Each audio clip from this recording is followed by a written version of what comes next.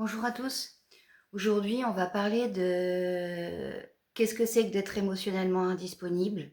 On va le décrypter pour mieux se comprendre, mieux comprendre qui l'on peut être face aux autres et aussi mieux comprendre pour quand on fréquente quelqu'un d'indisponible émotionnellement, de pas continuer, de s'engager dans ce genre de relation pour ne pas s'épuiser. Donc, qu'est-ce qui fait qu'on devient complètement, on va dire, overdosé au niveau de nos émotions? C'est, si vous voulez, de base, sur cette chaîne, on parle on parle des jeux de pouvoir, c'est-à-dire que, heu, de base, en fait, ce sont déjà de base des enfants qui ont beaucoup donné. Beaucoup donné à leur fratrie, beaucoup donné à leurs frères et sœurs, ou alors beaucoup donné à un parent souffrant, très proche d'un parent souffrant, par exemple. Voilà, quand déjà on a beaucoup donné dans la vie d'enfance, d'accord? Ce qui se passe, c'est que déjà, dès les 18-20 ans, on est déjà un peu en trop-plein de données, en trop-plein d'émotions fortes, en fait, qui nous ont vidés. Donc un peu vidé, la recherche, du jeune, pour commencer sa vie, ça fait un jeune qui va être en recherche d'être comblé. Il va être en recherche donc alors là, carrément la recherche de validation, bien sûr, mais recherche d'être vraiment comblé au niveau émotionnel. C'est-à-dire qu'il va chercher à recevoir beaucoup plus qu'à donner, dans un premier temps. Et à cet âge-là, à 18 ans, à 20 ans, c'est possible. C'est possible parce que, voilà, il va trouver une personne qui n'est pas épuisée émotionnellement et donc il va pouvoir se re-remplir émotionnellement. Ça donne ça. Voilà. Oui. Ou alors, dans cette recherche d'être comblé au niveau émotionnel, de se re-remplir de ce qui a été vidé, d'accord? Comme si, bon, notre cœur était un verre, hein, qui est vidé. Dans cette recherche, la personne ne va pas trouver à être remplie. Et comme la personne ne trouve pas, alors elle va de plus en plus chercher. Elle va mettre de plus en plus des comportements, on va dire, rassurants pour l'autre, comblants pour l'autre. Je vais chercher à combler l'autre personne. Et une fois que l'autre personne m'aura autorisé, on va dire, tout son cœur, toute son âme, tout son esprit, je vais arrêter de combler cette personne et je vais tout prendre. Voyez? Donc là, on est sur la construction d'un comportement, non pas de domination, d'accord, mais quand même de perversion, de perversion sans la domination. Voyez? Donc, pervers narcissique est une expression, d'accord, mais on n'a pas toujours affaire à des pervers narcissiques. Jeu de pouvoir est une expression, d'accord, mais on n'a pas toujours affaire à des jeux de pouvoir dans le sens dominé-dominant. Pas vraiment. C'est pour ça que les mots psychologiques sont tendancieux, c'est pas toujours facile. Là, on est sur la construction d'un profil. Donc là, c'est carrément le profil du manque affectif. Voilà.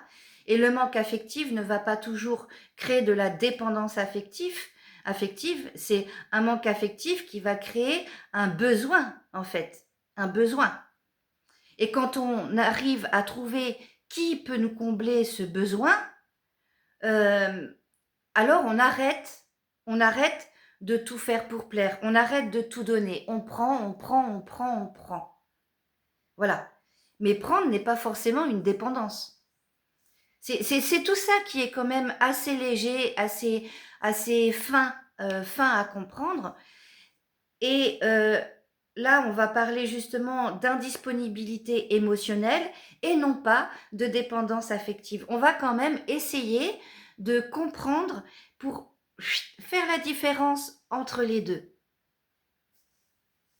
Donc le profil du trop-plein d'émotions, d'accord? Donc l'indisponibilité émotionnelle, c'est tout à fait ça. On ne peut plus donner. Ce n'est plus possible de donner. Par contre, dans nos rêves, dans notre tête, dans notre cœur existant, on a quand même envie d'amour, on a quand même, on est des êtres humains et puis on pense tous d'une manière ou d'une autre à l'amour. Mais la réalité, c'est qu'on vibre non. Notre vibration intérieure, la plus grosse, c'est non. Je n'ai plus envie de donner, je suis fatiguée. C'est même pas que j'ai plus envie, j'aimerais bien, mais je ne peux plus, il n'y a plus rien, le verre est vide. Le verre est vide, je ne peux plus rien donner. Et tant que je ne recevrai pas tout ce que j'ai donné, tant que je ne recevrai pas tout ce qui a été vidé, alors je ne donne plus rien. Et ça, c'est un chemin qui se fait complètement inconsciemment. C'est sans doute un parcours qui se fait dans les rêves, dans la nuit, avec les lunes. C'est inconscient parce que la réalité dans notre tête, et là c'est le mental, c'est que, bah oui, bien sûr que j'aimerais bien d'amour, j'aimerais bien de l'amour. Ces gens-là qui sont en incapacité émotionnelle rêvent beaucoup plus d'amour que les autres parce qu'ils ont tellement donné qu'ils aimeraient bien recevoir autant. Et c'est ce qu'ils cherchent chez l'autre. Et le truc, c'est que même quand ils le trouvent, ils vont tomber sur quelqu'un qui est capable de beaucoup donner, voilà. Mais une personne qui est capable de beaucoup donner, c'est pareil. Elle y va avec parcimonie. Elle y va à tatillon. Elle va pas tout donner comme ça d'un coup. À part si la personne a 20 ans, bon là c'est possible, voilà, comme je l'ai dit tout à l'heure. Mais à tatillon. Et là, ça va créer dans la relation quelque chose d'assez particulier. Les deux personnes vont ressentir qu'il y a une possibilité, mais les peurs vont prendre le dessus et les deux personnes vont s'écarter. Parce que la magie du monde étant ce qu'elle est, quand on vibre fort quelque chose, on attire à nous ce qu'on vibre fort. Donc ça, de toute façon, on ne va pas arrêter de le répéter. Pourquoi on parle beaucoup de vibration? Parce que c'est la vibration qui crée. C'est la vibration qui fait l'abondance, qui fait la créativité, qui fait tout ce qui vient à nous. C'est vraiment la vibration qui crée la vie. C'est pour ça que c'est important de comprendre ces vibrations, de les identifier et de savoir ce qu'on crée finalement. D'accord? Parce que à l'heure d'aujourd'hui, il faut quand même réussir à comprendre que c'est quand même les vibrations, les fréquences qui créent la matière. D'accord? Donc tout ce que l'on attire à nous. Donc cette personne qui est, on va dire, en manque affectif, mais indisponible émotionnellement, d'accord? Manque affectif parce que du coup, la personne ne va plus du tout vivre son cœur, puisque la personne a fermé son cœur. Trop donné, et ensuite fermé, et ensuite plus rien finalement. Et dans ce plus rien, qu'est-ce qui se passe? Et ben c'est dans ce plus rien qu'à l'intérieur de lui, ça se cogne. J'ai envie de vivre l'amour, j'ai envie de donner, mais j'ai envie de recevoir. Et je suis dans une période où je ne donne plus et je ne reçois plus. Je sais donner, je sais que j'ai énormément donné. Donc c'est un cœur qui est là, qui vibre vraiment. Donc du coup, hop, qu'est-ce qui arrive à nous? Ben, il arrive à nous une personne dans la même situation. Et alors là, ça va faire vraiment cet effet très difficile à comprendre et où les deux personnes vont vraiment, voilà, vont partir parce qu'on n'a pas le temps pour ça, on n'a jamais le temps pour ça, ou alors il est l'heure, il est temps de faire le boulot et de se guérir soi-même, de se guérir à travers l'autre. Et il n'y a pas besoin de mots pour ça. Il n'y a pas besoin d'échange, on va dire, de vocabulaire pour ça, il n'y a pas besoin. Il n'y a pas besoin de communication pour ça. C'est un travail qui se fait complètement au niveau des échanges d'énergie, en fait. Donc voilà, l'indisponibilité émotionnelle, c'est ce côté trop plein où ça se bat à l'intérieur de ton corps, d'accord? Au niveau de ton ventre, il y a vraiment une bagarre qui se fait l'un contre l'autre, quoi. C'est, on va dire, une autocensure de tes forces de cœur, en fait. Donc tu t'es toi-même arrêté, tu t'es toi-même censuré et ton cœur ne veut pas. Ton cœur te dit bah non, telle est ton identité, tu m'as vécu jusqu'à maintenant, pourquoi tu me rejettes? Voilà, c'est un peu quelque chose comme ça. Et donc c'est des gens qui vont dans le ventre assez mal le vivre et ils vont comme ça engendrer en fait, créer des perturbations au niveau du ventre. Et là, donc il y a fabrication de terrain, fabrication d'éventuelles futures maladies, mais là c'est vrai que tout part du ventre. Voilà, donc là ça va faire des gens qui vont tout d'un coup se mettre à faire des régimes patati, des régimes patata, ou alors ils vont... voilà, va y avoir, on va dire, une malformation, donc tout ce qui peut être malsain, d'accord, au niveau du ventre. Donc il y a l'alimentation qui va se passer et ça va engendrer une sexualité particulière, tout ce qui se passe au niveau du ventre, d'accord. Le ventre, c'est quoi? C'est l'alimentation, c'est la sexualité, c'est la création, c'est voilà, c'est porter ses tripes, c'est tout ça le ventre. Donc, se repérer en tant qu'indisponible émotionnel, c'est déjà voir et comprendre comment on se comporte en fait dans nos relations avec les autres. Et c'est pas que profil amoureux, hein. C'est aussi profil amical, d'accord? Profil social, profil amical. Est-ce que je suis capable, en fait, est-ce que je me comporte comme un ami ou pas? Les gens qui vont, par exemple, avoir des amis pour prendre, prendre, prendre, prendre, prendre, prendre encore et prendre toujours. Pomper, d'accord? Ça, c'est vraiment des gens qui sont indisponibles au niveau émotionnel. Ces gens-là, dès qu'il y a quelqu'un qui les approche pour de vrai, dès qu'il y a quelqu'un qui s'intéresse à eux pour de vrai, et pourtant ils rêvent d'amour, mais dès qu'on s'intéresse à eux vraiment, ils prennent la fuite. Ils s'en vont en courant. Voilà, parce que vraiment, ça se cogne à l'intérieur d'eux. Et à l'intérieur d'eux, il y a une impossibilité de se montrer tels qu'ils sont. C'est des gens qui vont être beaucoup dans l'ego, dans le reflet, dans le paraître, dans le apparaître. Ils sont beaucoup, ils ont des relations sociales en fait qui ne sont que comme ça, dans le regarder, je suis comme ci, je suis comme ça, voyez. Euh, et c'est pour ça qu'ils vont fuir les relations très intimes. L'intimité dans l'amitié, l'intimité dans les relations amoureuses, ils vont fuir parce qu'en fait, ils ne veulent pas montrer à quel point ils sont fatigués, à quel point ils sont malades, à quel point ils sont sensibles et à quel point ils se rejettent eux-mêmes, à quel point ils rejettent leur identité de cœur. Et ils veulent pas montrer ça.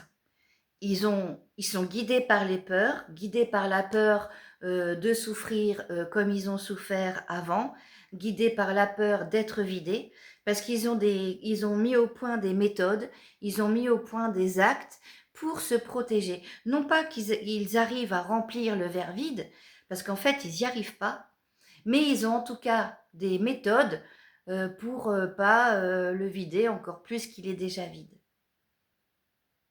Donc évidemment qu'on est dans des jeux de pouvoir, voilà, qu'on est dans des dynamiques, on va dire, toxiques à ce moment-là.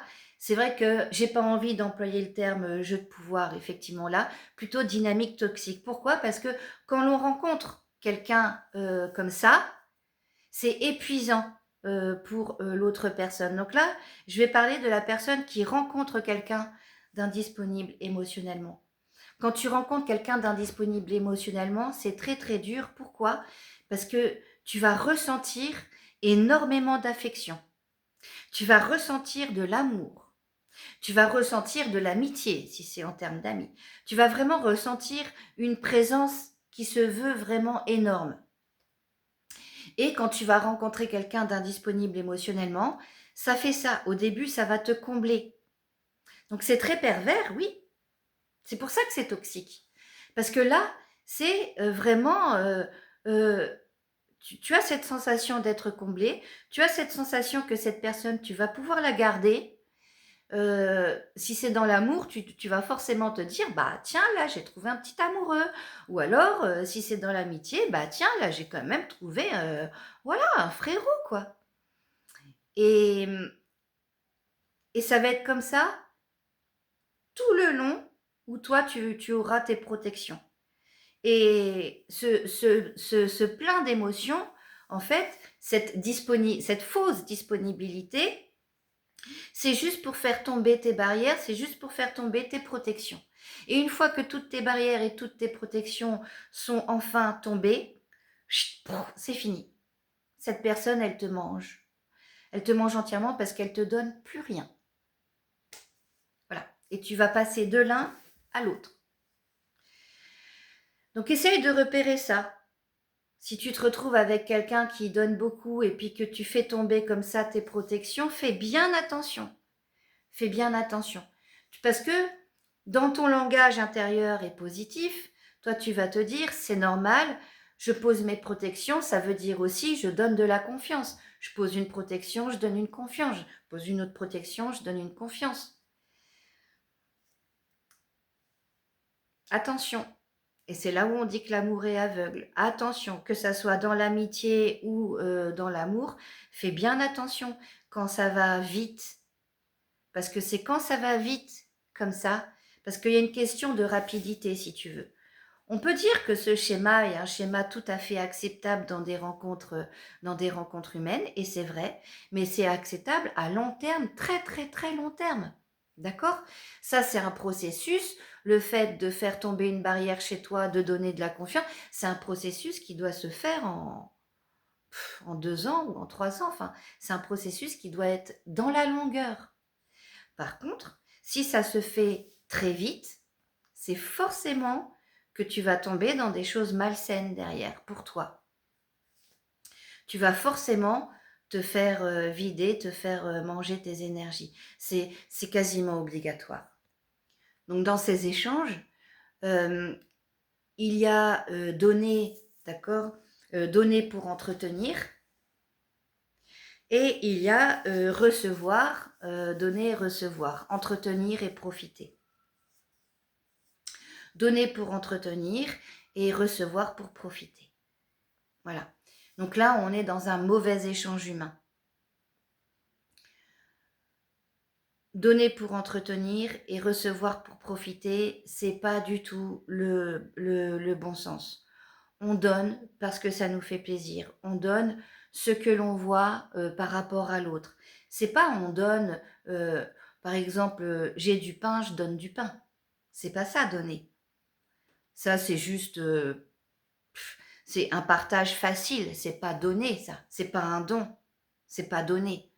C'est partager ce qu'on a. C'est déjà bien, partager ce qu'on a. Mais c'est pas donner.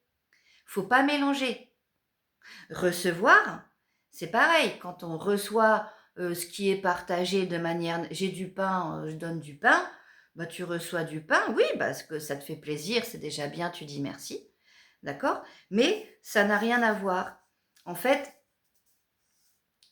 le vrai don, c'est quand on est capable de regarder l'autre, de voir qui il est, ce qu'il est, et être capable, c'est une adaptation à l'autre, et faire présence en fonction de ce que l'autre est et en fonction de ce que l'autre a besoin. Et recevoir, c'est être capable de voir ce que la personne en face de nous donne, d'accord, fait pour nous, et ça ne répond pas forcément à nos demandes, à nos attentes, mais on n'est pas dans le je veux, j'ai, on est dans le je suis capable de voir.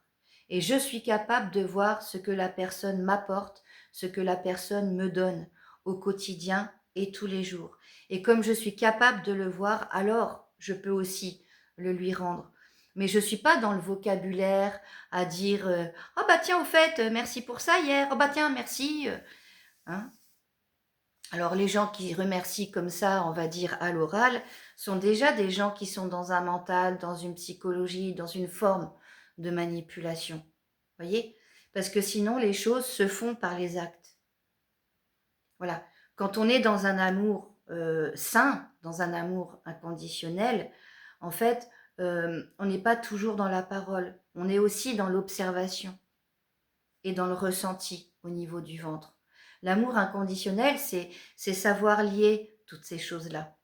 L'amour inconditionnel, c'est faire quand même un peu silence avec toutes les paroles pour exercer, voilà, nos, nos dons à l'amour, nos capacités à l'amour, qui viennent du ventre, qui viennent du cœur, et cet échange-là qui doit se faire de manière naturelle. Et là, on est dans quelque chose de sain. Voilà. Savoir recevoir, énormément de gens ne savent pas faire ça. D'accord? Parce que eux, ce qu'ils veulent, c'est que la personne en face les comble. Mais la personne en face n'est pas là pour te combler. Et si tu penses que les gens sont là pour te combler, bah à ce compte-là, tu te comportes comme un roi, quoi. Donc non, tu n'es pas un roi, calme-toi, en fait. Voilà. Donc voilà pour l'indisponibilité émotionnelle. J'espère en avoir fait le tour aujourd'hui. Si vous voyez toutes ces choses-là, bah, vous fuyez, vous partez en courant parce que c'est énergivore, c'est complètement énergivore. Donc on a là un profil, on a là quelqu'un qui nous convient, mais il faut partir quand même. Il faut partir quand même parce que ça va vous vider complètement. C'est trop toxique, en fait. L'indisponibilité émotionnelle, c'est des gens à qui tu t'attaches parce que tu les vois pas forcément comme des gens dans... Tu les vois pas comme un dominant, quoi. Voilà. Tu les vois pas non plus comme des victimes. Ils savent très bien cacher tout ça. Voilà. C'est, on sort un peu de la compréhension de base, en fait, du triangle de Karpman. C'est une évolution qui est différente. Voilà, c'est une évolution, tout simplement, en fait. Mais c'est pas parce que on est sur un triangle différent qu'on n'est pas dans un triangle. Eh bien oui, parce qu'on est quand même dans quelque chose qui te vampirise, qui t'aspire, quoi. Vampire, voilà, vampire émotionnel, vampire spirituel, là, hein. C'est un petit peu ça. Donc voilà, j'espère avoir bien expliqué ça. Je suis pas trop sûre. Et puis bah dites-moi en commentaire si vous avez besoin d'une autre vidéo sur ce sujet-là. À bientôt!